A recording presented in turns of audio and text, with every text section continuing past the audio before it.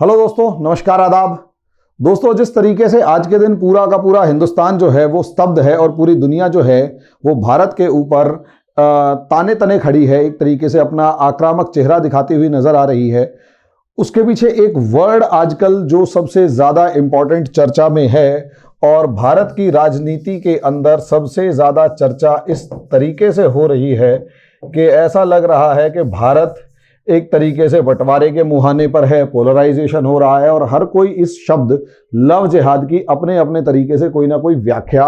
कर रहा है। और ऐसे में जब सरकारें कानून बनाने लग जाएं तो ऐसे में यूपीएससी इस मामले से दूर हट जाएगी या किसी तरीके से बच के निकल जाएगी या किसी तरीके से इस मामले को छोड़ देगी या फिर इंटरफियर नहीं करेगी, सवाल नहीं पूछेगी। तो ऐसा नहीं हो सकता। किसी ना किसी मामले में, किसी ना किसी डायमेंशन में लव जिहाद के ऊपर सवाल इस बार आने वाला है। तो मेरा मानना यह है कि ऐसा अगर सवाल पूछा जाने वाला है या पॉसिबिलिटी है तो क्यों ना इसको अभी से मैं आपसे डिस्कस कर दूं, ताकि अपनी एक स्टूडेंट्स जो हैं अपनी एक आइडियोलॉजी बना सकें, एक माइंड मेकअप कर सकें कि इस तरीके के क्वेश्चन में, इस डायमेंशन में हम आंसर दे सकते हैं। तो मैं वेरियस डायमेंशंस के ऊपर आज डिस्कस करने वाला हूं। उससे पहले रिक्वेस्ट ये है कि जितने भी भाई बंधु इस लेक्चर को सुनने से पहले ही गाली बकना चाहते हैं और उल्टा सीधा बोलना चाहते हैं, माइंडसेट उनका फिक्स है और उनको ऐसा लगता है कि मैं किसी के धर्म या किसी भी मामले में उल्टा बोलने वाला हूं, तो दोस्तों देखो, मेरे साथ एक सी सिचुएशन ये है, ना काहूं से दोस्ती ना काहूं से बैर, कबीरा खड़ा बाजार में मांगे सबकी खैर। इस तरीके का जो कबीर का दोहा है, मैं इस पे भरोसा करता हूं कि ना तो भाई मैं एक हिंदुस्तानी हूं, ना तो मेरा किसी से दोस्ती है, ना किसी से बैर है। मेरे लिए हर वो इंसान सर माथे पर है जो हिंदुस्तान बनाने की बात करता है और मेरे लिए हर वो इंसान दुश्मन है जो हिंदुस्तान तोड़ने की बात करता है। अब ऐसे में हम हैं, मैं और तुम नहीं हैं, ये मेरा मानना है। तो ऐसी सिचुएशन में थोड़ा शांति से देखिएगा कि कोई भी इसमें दूध धुला नहीं है, हर किसी की कोई ना कोई गलती है। तो अपनी गलती को पहचान कर उसको सही किया जाना ही सबसे बेहतर होता है कंपैरेटिवली इस चीज के कि अपनी गलती की जगह दूसरे की गलती देखो और अपने दाग छुपाओ। तो ऐसे में लव जिहाद के मामले में सबसे पहले हम ये मान लेंगे कि डेफिनेशन क्या है और इस डेफिनेशन के साथ साथ पहले ही इसमें हम मीनिंग देखने की कोशिश करेंगे कि इस शब्द का अर्थ क्या है। इन दोनों के बगैर हम लव जिहाद के मामले में बिल्कुल भी आगे नहीं बढ़ सकते। उसके बाद ऑब्वियस सी बात है, यहां पर हम रीजन देखेंगे कि असलियत में इसके पीछे क्या क्या रीजंस हो सकते हैं। सारी लड़ाई रीजंस के अंदर अगर आ जाती है तो सबसे पहले पॉलिटिक्स को हम देखेंगे, दूसरी तरफ हम इसमें हिस्ट्री को देखेंगे, तीसरी तरफ सोसाइटी को देखेंगे कि किस तरीके से सोसाइटी जो है आज के दिन डायमेंशंस ले रही है, और उसके बाद हम सोशल मीडिया को भी देखेंगे कि किस तरीके से सोशल मीडिया जो है इसको हवा दे रहा है या सोशल मीडिया के अंदर ये किस तरीके से आगे बढ़ता जा रहा है।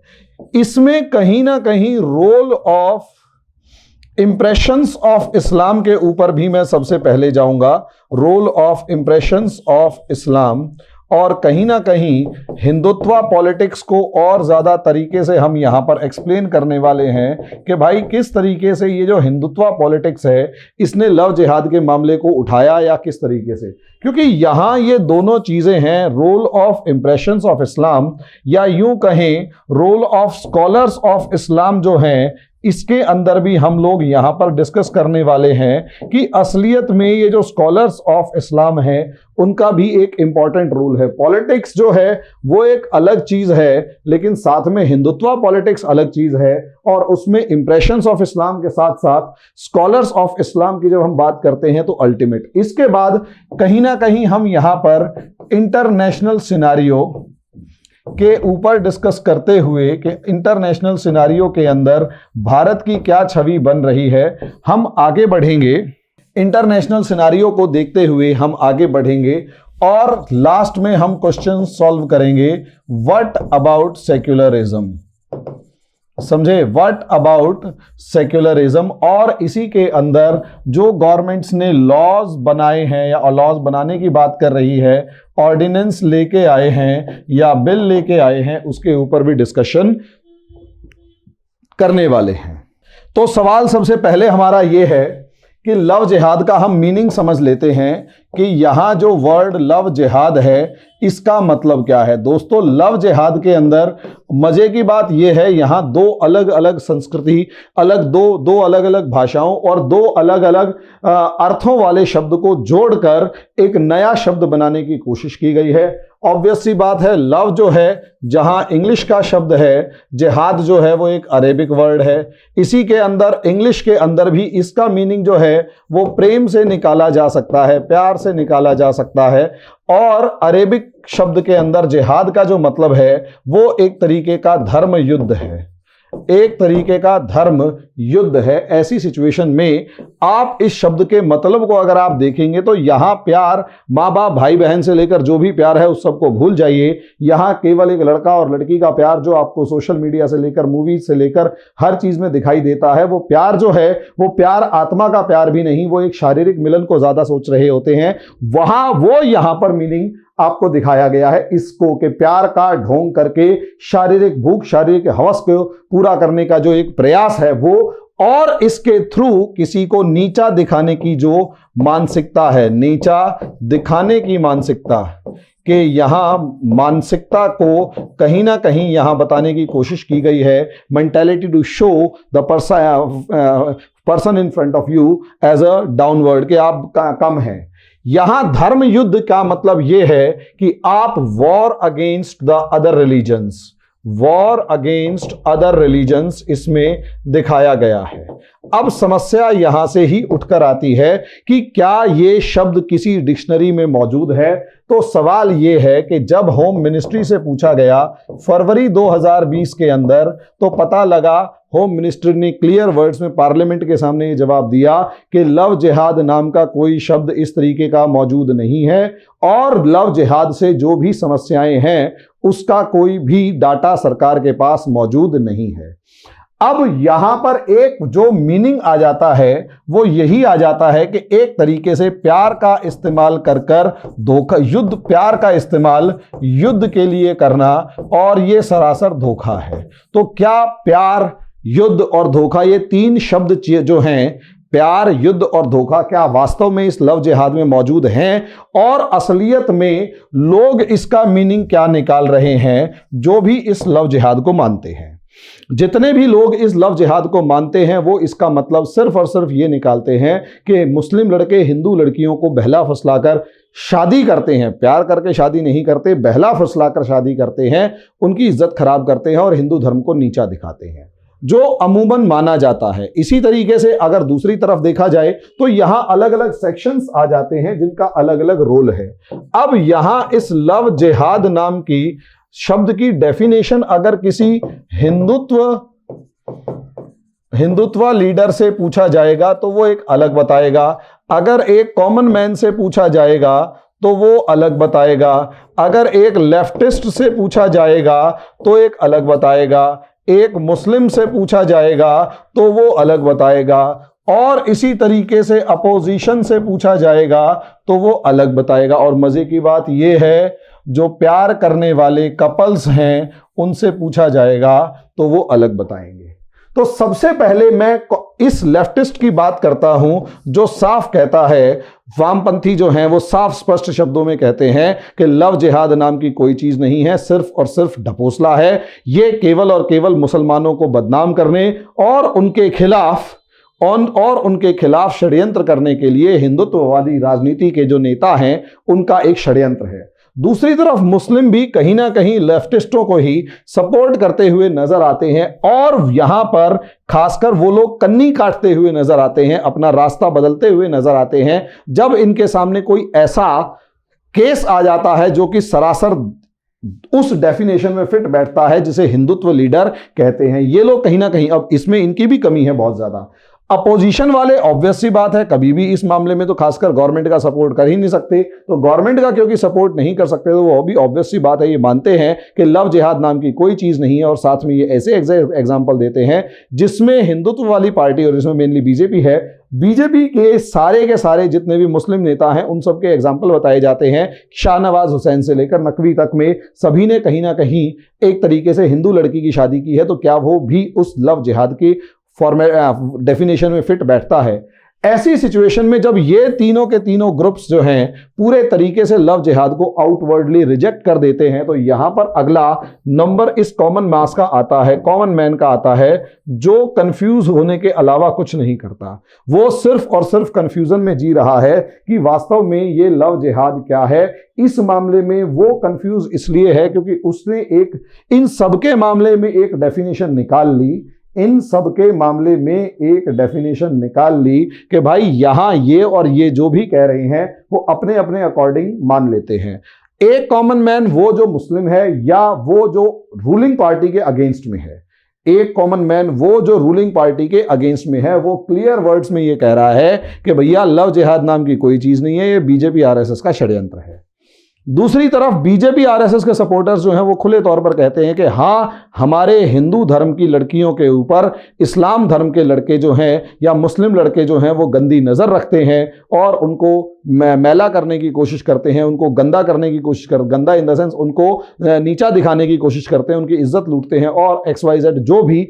एक व्हाट्सअप यूनिवर्सिटी से लेकर सोशल मीडिया के ऊपर जो भी अफवाहें फैलती हैं उनके ऊपर मामला फिट बैठाने की कोशिश करते हैं। तीसरी तरफ वो लड़का लड़की हैं जो सच में प्यार करते हैं और यकीन मानिए उनसे अगर पूछा जाए कि लव जिहाद नाम की चीज नहीं है तो वो अगर जेन्युइनली आपस में एक दूसरे से प्यार करते हैं, एक दूसरे को ओरिजिनल नाम के साथ परिवार के साथ जानते हुए एक दूसरे से प्यार करते हैं, तो वो जवाब में यही कहेंगे लव जिहाद नाम की कोई चीज नहीं है, यहां लव है जिहाद नहीं है। अगर जिहाद है भी तो हम एक दूसरे को अच्छा बनाने की कोशिश कर रहे हैं, वो जिहाद है। तो सवाल ये है, ये जो मानने वाला ये तब तक नहीं मानेंगे जब तक इनके बीच में कलेश नहीं होगा। और ऐसे में बहुत सारे केसेस ऐसे भी आए हैं कि 4-5 साल तक लड़का लड़की जो है वो आपस में साथ रह रहे हैं, खुशी खुशी रह रहे हैं, एकदम से जैसे ही उनके बीच में कलेश हुआ या फिर हस्बैंड वाइफ है, दुनिया के सबसे बड़े दुश्मन मेरे मानना है कि हस्बैंड वाइफ ही होते हैं, सबसे ज़्यादा बुरे लेवल के कलेश ही इन दोनों के बीच में होते हैं। तो हस्बैंड वाइफ के बीच में जब नॉर्मल एक फैमिलियर कलेश होते हैं तो उसके बाद भी इस लव जिहाद शब्द का मिसयूज जिस तरीके से लड़की करती है या लड़की के परिवार वाले करते हैं, या फिर लड़की अगर घर छोड़ के भाग जाती है तो लड़की के परिवार वाले करते हैं, तो उसको भी हम यहां पर देखेंगे कि असलियत में क्या वो वास्तविकता है। तो यहां पर सबसे ज्यादा इंपॉर्टेंट रोल फिर इन हिंदुत्व लीडर्स का आ जाता है, उसको देखा जाएगा कि असलियत में ये हिंदुत्व लीडर है क्या और ये कैसे क्या काम करते हैं। यहां एक खाप आइडियोलॉजी जो है इसके ऊपर भी हमारे को नजर डालनी पड़ेगी कि ये खाप आइडियोलॉजी क्या है। खाप आइडियोलॉजी आप लोगों ने इस 2008 से लेकर 10 के बीच में, 12-15 के बीच में खाप पंचायतों के नाम सुने होंगे जो खुले तौर पर फरमान सुना रही होती थी कि ऐसे होगा, ऐसे नहीं होगा, ये डिसीजन लिया जाएगा, ये नहीं लिया जाएगा, ऐसे किया जाएगा और ऐसे नहीं किया जाएगा। लड़के लड़कियों को बाहर निकाल दिया जाता था, गांव से मार के फेंक दिया जाता था या कुछ भी किया जाता था। खाप ऐसे ऐसे फरमान सुनाती थी। ये खाप आइडियोलॉजी ये है कि नारी जो है वो पुरुष के अधीन ही रहे, नारी जो है वो पुरुष के समकक्ष नहीं हो सकती या नारी अपनी मर्जी नहीं कर सकती, वो सिर्फ और सिर्फ आदमी की प्रॉपर्टी है। ऐसी कुछ मेंटालिटी के साथ भी एक बड़ा सेक्शन जो है लव जिहाद की एग्जिस्टेंस को मानता है, लेकिन दूसरी डायमेंशन में। तो सवाल ये है कि असलियत में लव जिहाद जो हम कर रहे हैं वो इतनी सारी डायमेंशंस खुल के आती हैं कि जब हम सोचना शुरू करते हैं तो ऐसा लगता है कि वास्तव में ये लव जिहाद ही है या कुछ और है जो आपस में चल रहा है। इसको थोड़ा सा हमें देखना पड़ेगा, इसको थोड़ा सा हमें देखना पड़ेगा ढंग से कि असलियत में मामला क्या है। तो हम यहां पर मीनिंग या डेफिनेशन देख चुके हैं, लेकिन अब उसके बाद अगला टॉपिक हमारे पास है कि ये रीजन क्या है लव जिहाद जो इस टाइम पर पॉलिटिक्स में हवा में उछल रहा है। तो असलियत में दोस्तों यहां सबसे पहला पॉइंट जो दिखाई देता है वो है पॉलिटिक्स का। अब इससे पहले मैं डेफिनेशन में बता रहा था कि हिंदुत्व लीडर क्या कहते हैं। हिंदुत्व लीडर जो कि हिंदू धर्म को सर्वोपरि मानकर, हिंदू धर्म को आगे बढ़ाकर अपने देश हिंदुस्तान को हिंदुओं का देश मानते हैं और उसके अंदर दूसरे किसी भी संस्कृति या दूसरी किसी भी सिस्टम को मानने को तैयार नहीं होते और हिंदू फर्स्ट की बात करते हैं। हालांकि इसमें भी सब ये लोग भी इनमें भी बड़े लेवल पे कंफ्यूज हैं, जिसमें सबसे ज्यादा समझदारी का काम जो एक सिंबॉलिक डेफिनेशन या स्ट्रेट फॉरवर्ड डेफिनेशन बिल्कुल क्लियर वर्ड्स में में डेफिनेशन आरएसएस प्रमुख ने खुले तौर पर कही कि हिंदुस्तान किसी के बाप की बपौती नहीं है, जितना हिंदू का है उतना मुसलमान का भी है। खुले शब्दों में उन्हें कहा और उन्होंने ये मैसेज दिया कि जो ये हिंदुत्ववादी नेता जो हैं जिस तरीके से गलत मैसेज दे रहे हैं वो गलत है, उसे सही करने की जरूरत है। तो उनको आरएसएस के जो प्रमुख हैं उनको ही अगर फॉलो कर लिया जाए तो हिंदू मुसलमान के बीच में 90% कंफ्यूजन दूर हो जाएगी। लेकिन हिंदुत्ववादी नेता जो ज्ञान भले ही ना हो लेकिन अपने आप को सर्वोपरि दिखाना और दूसरे से लड़ने के लिए हमेशा तैयार रहना, ये लोग हमेशा अपनी एक सेना तैयार करने की पूरी कोशिश करे रहते हैं और उस सेना में आम हिंदू लड़के को अपने साथ जोड़ने की कोशिश करते रहते हैं सैनिकों की फॉर्म में कि अगर कहीं पर भी इन्हें कहीं लड़ाई झगड़ा करना पड़ जाए, दंगा करना पड़ जाए तो वो फौज इकट्ठी हो। फौज तभी इकट्ठी होगी जब उनको ये दिखाया जाएगा कि आप खतरे में हैं, आपकी बहन बेटियां खतरे में हैं, आपका घर खतरे में है, आप बहुत ज्यादा खतरे में हैं। और ये अकेले हिंदुत्ववादी नेता नहीं होते, ऐसे में इस्लामिस्ट नेता भी होते हैं। उनके साथ थोड़ा सा और सिस्टम अलग ये हो जाता है कि उन्हें इंटरनेशनल सपोर्ट वगैरह अगर मिलनी शुरू हो जाए तो वो कहीं ना कहीं बम बंदूक उठा लेते हैं और उनके ऊपर आरोप ज्यादा लग जाते हैं। तो असलियत में है दोनों तरफ इस तरीके के एक्सट्रीमिस्ट नेता। एक्सट्रीमिस्ट नेताओं का खुले तौर पर क्या कि हमारा धर्म खतरे में है। ऐसे में हिंदुत्ववादी नेता क्या कहेगा कि हिंदू खतरे में है, मुस्लिमवादी नेता क्या कहेगा इस्लाम खतरे में है। दोनों के दोनों असलियत में अपनी अपनी फौज बना रहे होते हैं और इस फौज को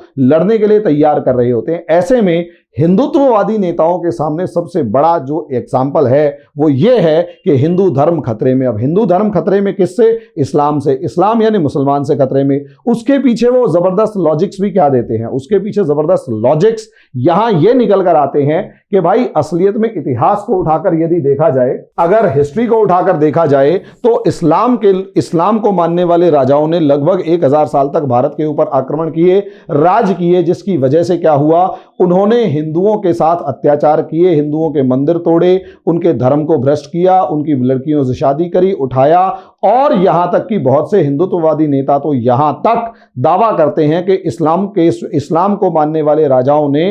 हिंदुओं के पुरुषों का पुरुषार्थ ही खत्म कर दिया और उन्हें दब्बू बना दिया। इसलिए ये अक्सर नारे लगाते हुए नजर आते हैं कि ए हिंदुओं खड़े हो जाओ, इकट्ठे हो जाओ और अपनी आवाज बुलंद करो और आगे बढ़ो टाइप के, यानी इतिहास के को वो साक्षी मानकर। तो सबसे पहला ये 1920 के अंदर मामला दिखाई देना शुरू होता है जब 1915 में हिंदू महासभा बढ़ती है और वो कहीं ना कहीं खिलाफत मूवमेंट के अगेंस्ट होती है। खिलाफत मूवमेंट को अपोज करने के लिए, क्योंकि उस समय लगा कि मुसलमानों की जो पूछ है या मुसलमानों की जो एक्सेप्टेंस है या मुसलमानों की जो पोजीशन है वो इंडियन पॉलिटिक्स में बढ़ रही है, उसको काउंटर करने के लिए उन्हें मुस्लिम्स को एक तरीके का दुश्मन डिक्लेयर करना था। और वो डिक्लेयर करने के नाम पे उन्होंने एक तरीका और कि भाई हिंदू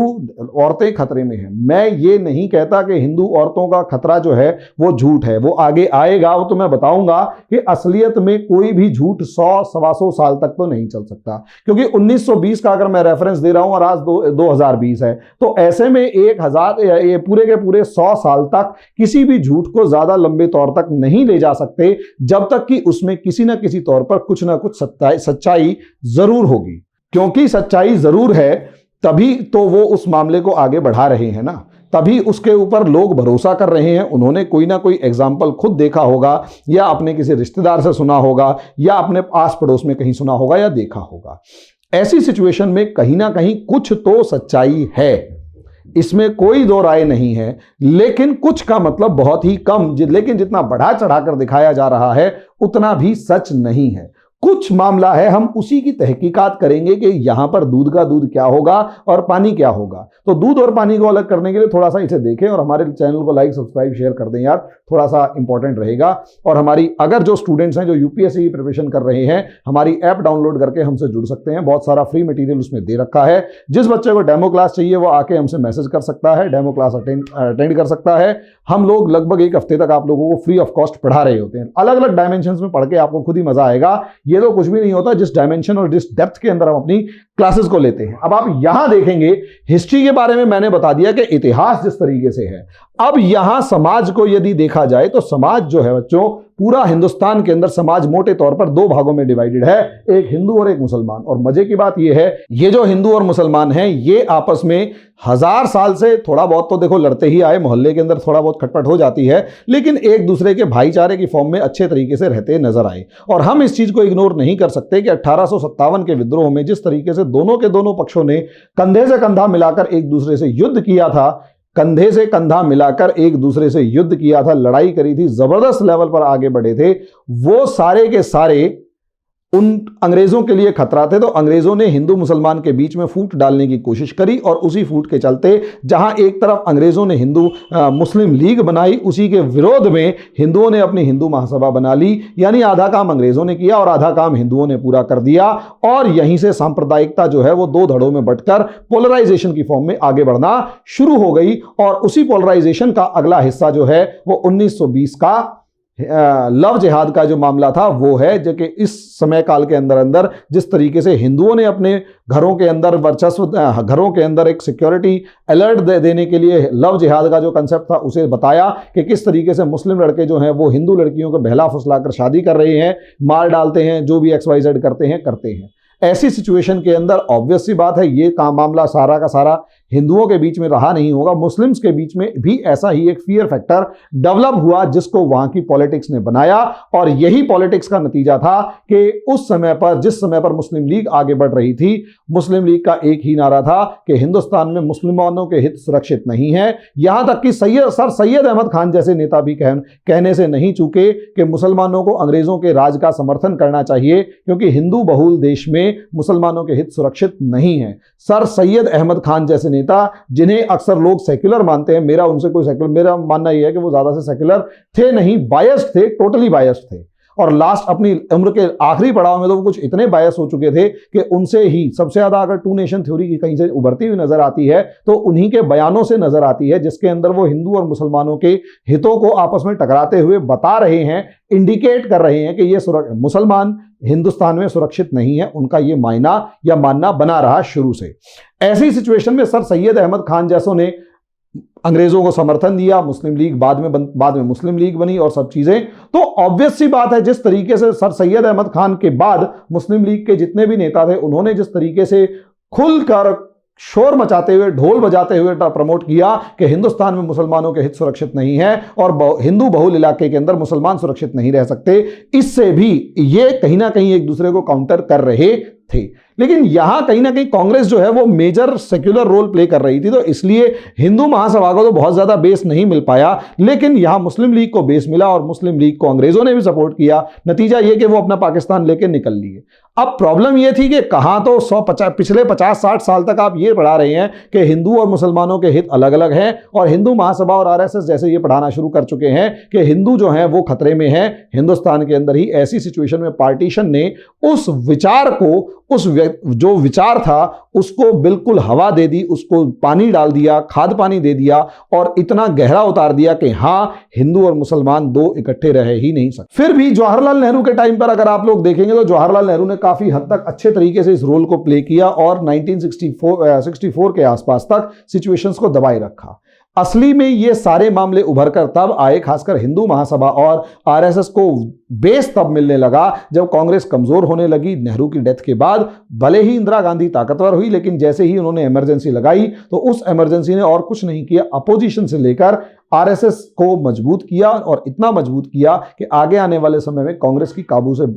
बात जो थी, जो राजनीति जो थी, वो कांग्रेस की काबू से बाहर होती चली गई। यहां पर एक मामला सही था कि सबसे पहले यहां असलियत में हिस्टोरिकल उसको देखा जाए तो हिस्ट्री के साथ साथ अब सोसाइटी जुड़ गई, तो यहां पर पॉलिटिक्स के चलते सोसाइटी को डिवाइड करना शुरू किया गया वोट बैंक के रूप में। वोट बैंक के रूप में कभी उनको मंडल कमीशन की रिकमेंडेशंस की बात की जा रही है, कभी कमंडल, कभी जो हिंदू हित की बात करेगा वो हिंदुस्तान पे राज करेगा, या फिर मुसलमानों को हिंदुओं का डर दिखाने की बात की जाए। यहां सबसे ज्यादा इफेक्टिव हुआ हिंदुओं को यह कहना कि आप हिंदू बहुल हैं, आप मेजॉरिटी में हैं, आगे बढ़िए, राजपाट पे कब्जा कीजिए। दूसरी तरफ मुस्लिम्स को डर दिखाया गया कि हिंदुओं से आपको खतरा है, इसलिए जो पार्टी आपको आपकी रक्षा करेगी आपको उसी को वोट देना है और एक मुश्त वोट देना है। और यही कारण है मुलायम सिंह यादव सरीखे नेता जो हैं वो खड़े होकर हर बार के चुनाव में एक बात याद जरूर दिलाते हैं कि याद है ना, मैंने कार सेवकों तक पे गोली चलवा दी थी और 85 कार सेवकों को मरवा दिया था। असलियत में वो ये बताना चाह रहे होते हैं बार बार कि वो ही असली असली मुसलमानों के रक्षक हैं, और बीजेपी अगर आ गई तो मुसलमानों को खतरा है, और उस बीजेपी से बचाने का काम जो है वो मुलायम सिंह यादव जैसे नेता ही कर सकते हैं। ऐसे में फिर भी सोसाइटी के अंदर यानी एक फैक्टर चल रहा था, डिस्कशन चल रही थी, डिबेट चल रही थी, लेकिन वो जो डिबेट और डिस्कशन थी वो बहुत कम तरीके से फैल रही थी, वो बहुत ज्यादा एक्सपैंड नहीं हो रही थी, वो बहुत ज्यादा फैल नहीं रही थी। लोग बहुत धीरे धीरे इस चीज को मोटिवेट फैला रहे थे, लेकिन प्रॉब्लम यहां पर यह थी कि लोग इस चीज, प्रॉब्लम क्या, ये सबसे बड़ी खास बात थी कि उस समय पर लोग इस आइडिया को ज्यादा बाय नहीं करते थे, क्योंकि वो अपने काम धाम से लेकर हर चीज में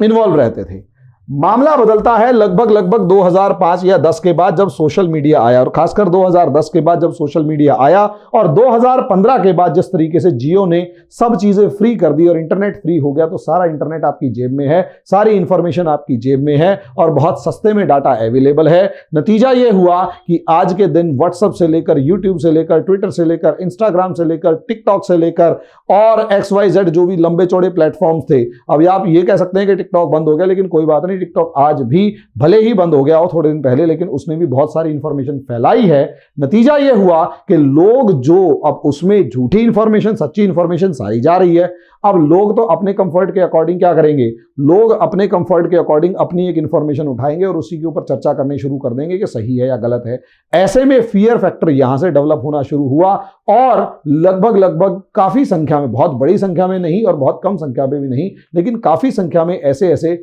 लगभग मैं मान सकता हूं कि हाँ, काफी सैकड़ों जो वीडियोस थे वो एकदम से यूट्यूब पर और सोशल मीडिया पर ट्रोल होने लगे, जिसके अंदर लड़कियां रोती हुई दिखाई दे रही हैं, और उसके अंदर उनको ये बताया जा रहा है कि वो लव जिहाद की शिकार है। यानी 100 साल तक बीजेपी, 100 साल तक जो हिंदुत्ववादी संगठनों ने जो बीज बोया था, वो अब एकदम से उसको सोशल मीडिया का खाद पानी मिल गया, लोगों ने भरोसा करना शुरू कर दिया, और उसका नतीजा ये हुआ कि अब सोशल मीडिया के एकदम से आने से उस बातों पर जो वो पिछले काफी सालों से सुनते आ रहे थे, उन पर भरोसा करना शुरू कर दिया कि हाँ, ये बातें सच्ची हैं। और यही कारण है कि एक मास बेस जो है वो अपने आप को, जो पहले डिवाइडेड समझ रहा था, या जो मास बेस अपने आप को किसी तरीके से प्रगतिशील समझ रहा था, वो एकदम से एक पार्टी पॉलिटिक्स की या एक पर्टिकुलर पार्टी के पीछे जाना शुरू हो जाता है। अब यहां पॉलिटिक्स और सबसे बड़े रीजंस यहां पर ये आपको दिखाई दे रहे हैं कि लव जिहाद यहां पर है, ठीक है, मतलब लव जिहाद को इन्होंने बढ़ावा दे दिया। अब सवाल यहां पर दूसरा क्या आता है कि वो एक हिंदू जो है, जो इस लव जिहाद शब्द पे भरोसा कर रहा है, वो असलियत में भरोसा क्यों करे, इसको ये बताइए जरा।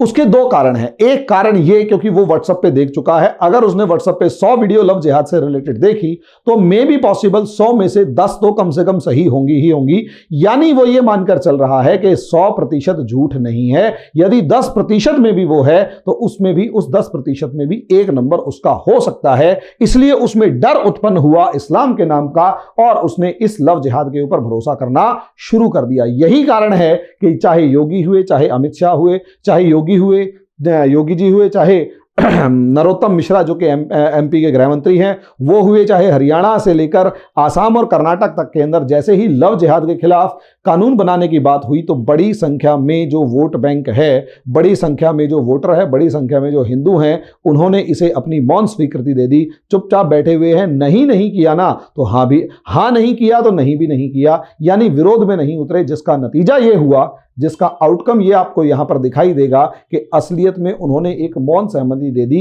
कि हां, इस तरीके के कानून की जरूरत थी। ऐसे में समस्या ये है कि उसी मौन स्वीकृति, जब वो वीडियो देख रहे हैं, उस वीडियो को सही मानने के पीछे एक दूसरा सबसे बड़ा कारण जो है वो role of impression of Islam है। यह सबसे बड़ा कारण है कि इंप्रेशन, इस्लाम ने दुनिया के ऊपर क्या इंप्रेशन क्रिएट कर रखा है वो देखिए। इस्लाम ने दुनिया के ऊपर एक इस तरीके का इंप्रेशन क्रिएट किया हुआ है, इस्लाम को मानने वाले ने। इस्लाम बहुत जिसे कहते हैं बहुत शांति प्रिय धर्म है, मैं मानकर चल रहा हूं। कानून जो कुरान है वो सभी पवित्र किताबों में एक है, मतलब सभी पवित्र किताबों में जैसे हमारी गीता है, बाइबल है, वैसे ही कुरान है, दोनों के बीच में कोई समस्या नहीं है। लेकिन इस्लाम को मानने वालों ने जिस तरीके से इस्लाम का एक इंप्रेशन क्रिएट कर दिया, एक जिसे कहते हैं बिल्कुल एक ऐसा इंप्रेशन क्रिएट कर रखा है कि एक तरफ जो आतंकवाद होता है, यानी आप पेरिस की सड़कों पे अगर किसी को काट रहे हैं और उसका बाप कहे कि मुझे अपने बेटे पर पूरा विश्वास है, मेरे को अपने प्राउड है कि मेरे उस बेटे ने गर्दन काट दी जिसने प्रॉफिट मोहम्मद का अपमान किया। इसी तरीके से बेंगलोर राइट्स को उठाकर देखा जाए, इसी तरीके से दिल्ली राइट्स को उठाकर देखा जाए, इसी तरीके से अगर आप स्वीडन और नॉर्वे के अंदर होने वाले राइट्स को देखें, इसी तरीके से नीस के अंदर 3 बंदों की गर्दन काटने वाले को देखें, ऑस्ट्रिया के अंदर हमला करने वाले को देखें, कैलिफोर्निया में हमला करने वाले को देखें, और आज की खबर के स्विट्जरलैंड जैसे शांति प्रिय देश के अंदर भी आतंकवादी हमला करने वाले को देखें और इस्लाम के नाम पे अल्लाहू अकबर का नारा देते हुए आतंकवादी हमला करते हुए को देखेंगे, तो एक इंप्रेशन ये क्रिएट हुआ कि हाँ, जिहाद नाम की कोई चीज होती है, और जिहाद कम से कम शांति प्रिय नहीं होता, गर्दन उतारने का नाम ही जिहाद है। इंप्रेशन क्रिएट हो चुका है कि हाँ, जिहाद गर्दन उतारने वाले का ही नाम है। अब ऐसी सिचुएशन में यदि गर्दन उतारने वाले का नाम जिहाद है तो ऑब्वियस है वहां से अगला स्टेप क्या होगा। अगला स्टेप ये होगा, लोग मानना शुरू कर देंगे। और ऐसा नहीं है कि वहां पर, अगर आप सीरिया, लीबिया से लेकर दूसरे इस्लामिक देशों में देखेंगे तो वहां पर से भी खबरें आ रही होती है कि लड़ रहे हैं। यहां से इस्लाम के पाकिस्तान के नाम पर अगर देखोगे तो पता लगेगा वो लड़ रहे हैं। हिंदुस्तान के अंदर बम ब्लास्ट हो रहे हैं तो जिहाद के नाम पर हो रहे हैं। लश्कर तैयबा से लेकर तहरीक इंसाफ वगैरह जितने भी हैं वो सारे के सारे लड़ रहे हैं। इसी तरीके से अफगानिस्तान देखेंगे, यानी पूरी दुनिया में इस्लाम को मानने वालों ने एक इंप्रेशन क्रिएट कर रखा है कि जिहाद का मतलब संघर्ष, और संघर्ष का मतलब है गोली और बम बंदूक मारकाट। अब ऐसी सिचुएशन में वो हिंदू जिसको वो व्हाट्सएप वीडियोस दिखाए जा रहे हैं, वो केवल उस व्हाट्सएप वीडियो के ऊपर भरोसा नहीं कर रहा, बल्कि वो उस इस्लाम के उस इंप्रेशन को भी साथ लेकर चल रहा है कि दुनिया में इस्लाम का इंप्रेशन क्या है। तो दुनिया में इस्लाम का जो इंप्रेशन है उसी चीज को वो सही मानकर चल रहा है, और ये कह रहा है कि जिस तरीके से दुनिया में इस्लाम ये इस तरीके के इंप्रेशन क्रिएट कर रहा है, लड़ भिड़ रहा है, मारकाट मचा रहा है, तो वो कहीं हमारे को भी छोड़ने वाला नहीं है। क्योंकि इस्लाम के बेसिक थॉट में ही ये कहा गया है कि बुत परस्ती हराम है, यानी हम जो मूर्ति पूजा करते हैं, हम जो अलग अलग देवी देवताओं की पूजा करते हैं वो हराम है। इसका मतलब इस्लाम में हिंदू धर्म ही हराम है। एक हिंदू मानकर चल रहा है कि हिंदुस्तान में हिंदू धर्म ही हराम है, और अगर हिंदू धर्म ही इस्लाम में हराम है तो ये लोग कभी आपके सगे हो ही नहीं सकते, क्योंकि या तो वो इस्लाम को मानेंगे या फिर हिंदुओं को मान्यता देंगे, दोनों में से किसी एक को मान्यता देंगे। ऐसा एक कट्टरवादी या एक जो नॉर्मल कट्टरवादी या छोटे लेवल का कट्टरवादी है वो भी ऐसा सोचने में मजबूर हो रहा है, क्योंकि इंप्रेशन ऐसा क्रिएट हो रहा है। ऐसे में अगर आप स्कॉलर्स ऑफ इस्लाम की देखेंगे तो ये मुनव्वर राणा जैसे भी अगर खुलकर ये कह दें कि जो मुनव्वर राणा जैसे भी अगर खुल के ये आना शुरू कर दें कि जो इस्लाम का अपमान करेगा उसकी गर्दन काटना जायज़ है, और उसके बाद बड़े बड़े पॉलिटिशियंस उसके फेवर में उतर आए, और भोपाल से लेकर बॉम्बे तक के अंदर, अलीगढ़ से लेकर बरेली तक के अंदर जिस तरीके के प्रोटेस्ट हुए फ्रांस के अगेंस्ट में, तो वो असलियत में स्कॉलर्स उस मामले में या तो चुप थे या फिर चुपचाप उसके साथ खड़े हुए थे। नतीजा क्या, किसी ने भी वहां फ्रांस में, पेरिस में होने वाली किलिंग्स को जायज नहीं, उसको नाजायज नहीं ठहराया, उसका क्रिटिसिज्म नहीं किया।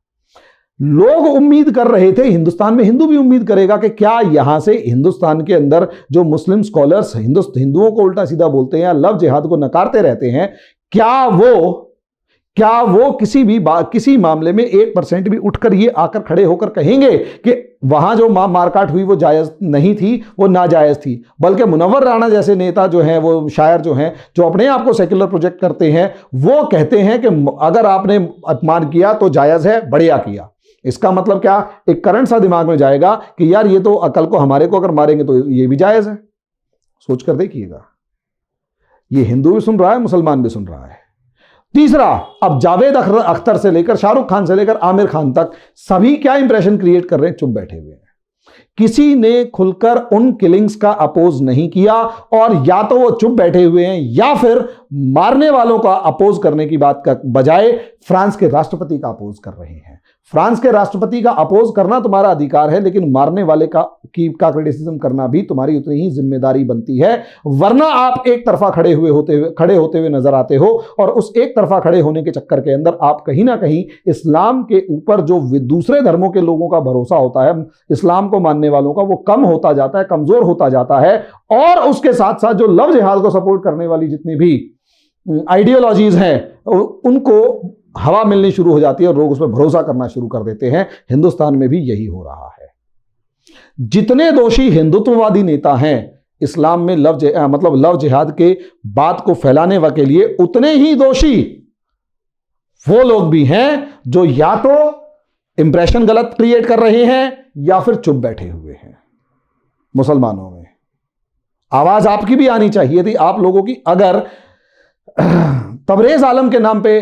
तबरेज आलम या तबरेज अंसारी कौन से थे, उनके जो जिनको बांध के मारा गया था, उसके नाम पर अगर आपकी इंटॉलरेंस दिखाई देती है तो आपको यहां पर भी इंटॉलरेंस दिखाई देनी चाहिए, जो आप नहीं दिखाई दे रही है। और यही एक कारण है कि आपकी विश्वसनीयता खत्म होती जा रही है। आप पर भले ही मुस्लिम्स भरोसा करें या ना करें, लेकिन जो दूसरा मेजॉरिटी ग्रुप है वो इनसिक्योरिटी फील करना शुरू कर चुका है। और इसी इनसिक्योरिटी के चक्कर में जो वो आइडिया लव जिहाद का डिस्ट्रीब्यूट हो रहा है सोशल मीडिया पर, उस पर भरोसा किया जा रहा है। 100 में से भले ही वो आइडिया 10% ठीक हो, लेकिन अब 100 में से 100 पे भरोसा किया जा रहा है। ये सबसे बड़ी समस्या है। और ये जो लिबरल्स हैं भारत के, ये अपनी क्रेडिबिलिटी इसलिए खोते जा रहे हैं। अब यहां पर हिंदुत्व पॉलिटिक्स की अगर बात की जाए तो दो चीजें हैं। अब मैं यहां पर बिल्कुल सिरे से लव जिहाद को नकार नहीं रहा,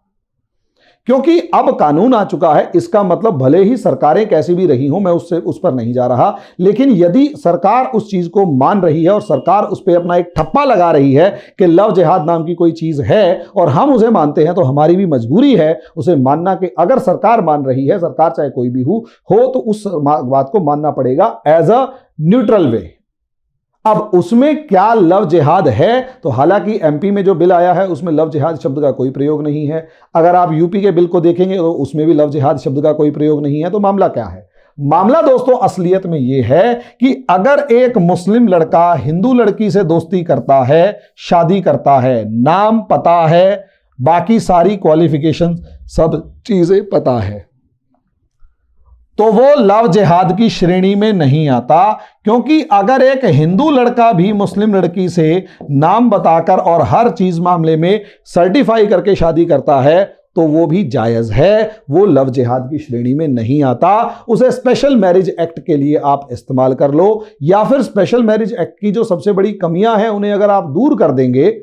स्पेशल मैरिज एक्ट की यदि कमियां हैं और उन्हें आप दूर कर देंगे, तो ये लड़का लड़की बिना एक दूसरे का धर्म बदलवाए भी शादी करके एक दूसरे के धर्मों को मान्यता देते हुए साथ रह सकते हैं। इसमें कोई शक की बात नहीं है। तो मामला क्या है? मामला यह है कि अगर एक मुस्लिम लड़का है, वो अपना नाम छुपाकर, बाकी सब चीजें छुपाकर, हिंदू बनकर, हिंदू नाम रख के हिंदू लड़की से शादी कर रहा है और हिंदू लड़की से शादी करके बच्चे पैदा कर रहा है, रेप कर रहा है, पड़ोसियों से करवा रहा है, कुछ भी करवा रहा है, XYZ जो भी आरोप लगते हैं, उसको मार डालता है, कुछ भी करता है, और बाद में या फिर शादी करने के बाद कहता है कि या तो धर्म परिवर्तन कर, मैं मुसलमान हूं, तुझे भी मुसलमान बनना पड़ेगा, वरना भाग जाए ऐसे, मैं तेरे से शादी नहीं कर रहा। अब वो लड़की या फिर वो मुस्लिम लड़का बिल्कुल शादी के मोमेंट पर, जब वो लड़की घर छोड़ के भाग चुकी होती है, उसके बाद बताता है कि मैं तो मुसलमान हूं, तुझे भी मुसलमान बनना पड़ेगा, आज से पहले जो भी था उसे भूलना पड़ेगा, अगर तुझे धोखा महसूस हो रहा है तो वो धोखा हुआ, लेकिन अब मैं मुसलमान हूं, मुसलमान बनेगी तो मैं तेरे से शादी करूंगा, वरना नहीं करूंगा।